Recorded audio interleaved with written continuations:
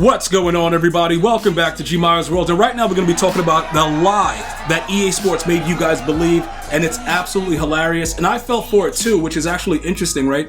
So let's go ahead and break it down. A lot of you guys are talking about mid-zone. You know, mid-zone being one of the primary, useful and most utilized abilities right now for Madden 25 Ultimate Team. It pretty much went crazy during Zero Chill when everybody was able to get it for very, very cheap. So what happened was I went crazy and started looking for players that got mid-zone for discounted amounts.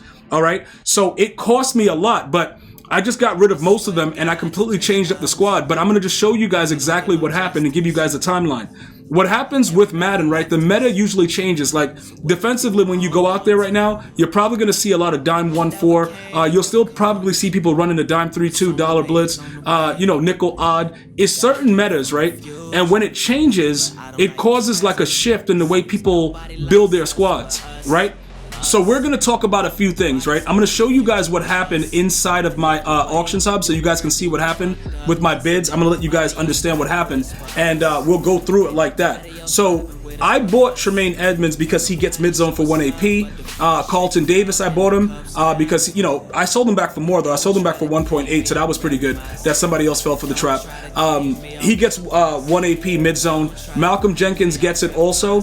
And we had to kind of revamp the way we were utilizing some of the other players, including one of the previous, the rank player, Campbell. He gets mid-zone for 2 AP at linebacker. So I was able to manipulate my lineup to have 6 mid-zones, right? And my lurk artist, and everything was good, right? Devondre Campbell, whatever, like that, that's what it was. So now this is what I'm going to tell you, right?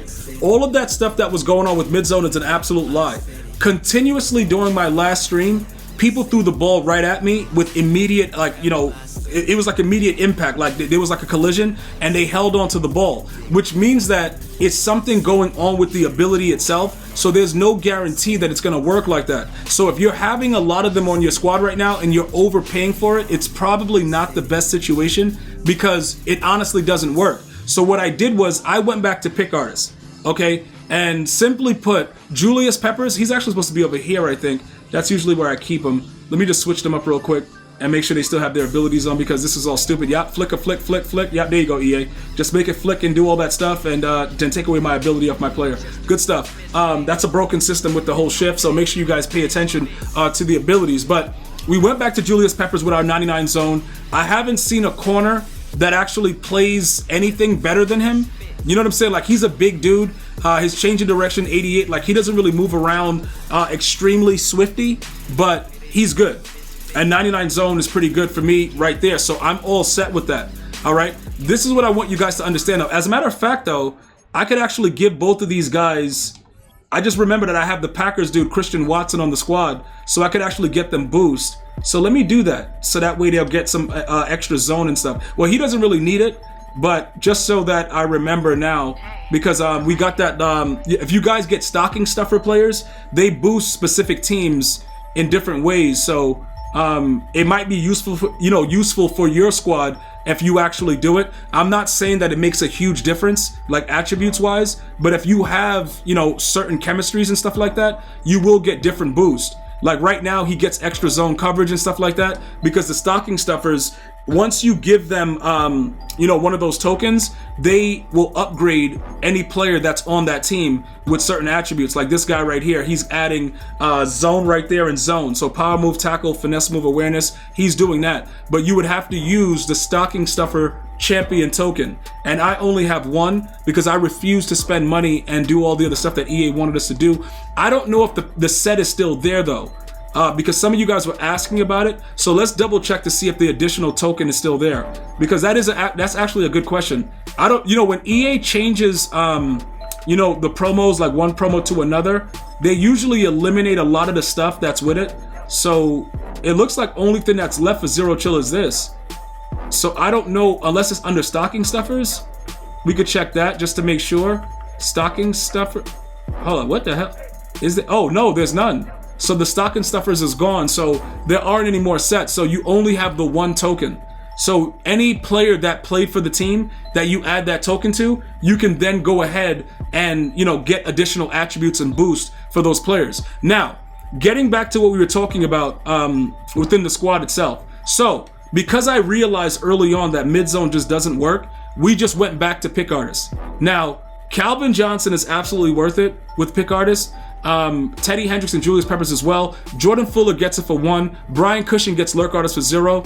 And Devondre Campbell gets it for 1. Your inside stuff, this is another thing that I want to make sure I point out. Inside stuff is extremely important. Also, you see Richard Sherman, he's hanging out right there with another 1 AP pick artist. Now, you can get a lot of players that can give you pick artists for 1. Okay? That is something that you can do. What I'm going to explain to you guys right now is this, right? There is a difference with the way these two individual players play. Now, it can be good and it can be bad. It just depends on the time and, you know, what's going on. And if EA just wants to do you from the back. It doesn't really matter what your plans are. When EA Sports wants you, you're done. So the players are going to play as good as possible most of the time.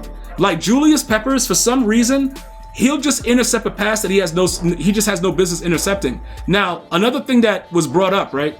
When people were asking about the different types of KOs, what is the best KO? Is flat zone KO good versus mid zone? Is deep in good? Is deep out good? Deep in is actually a really good ability. Deep in will low-key knock out the outside plays too at safety. It's really, really crazy. The problem is, though, you're going to give up the fact of trying to get a pick. And then if the knockout doesn't work, the computer won't go for the right animation. And if you're not in the position to pick the ball off yourself, you just gave up 6.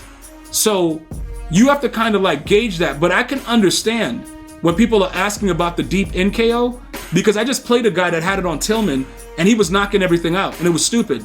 But it randomly works like that. And yes, I'm talking about that Pat Tillman right there. Like, it was real stupid. He was just playing out of his mind. So there are ways for you guys to be able to do a lot of this stuff. It just depends on what you're looking to do. So when we take a look at a play like this, like just speaking of the fact that, you know, he was just doing whatever he wants. Yes, he's a 95 speed right now. Okay. I think we could put him to 96 though, if we just give him a 9er, to be honest. So we're going to give him a 9er chem and make him 96. Cause you could, you could mix and match it like that.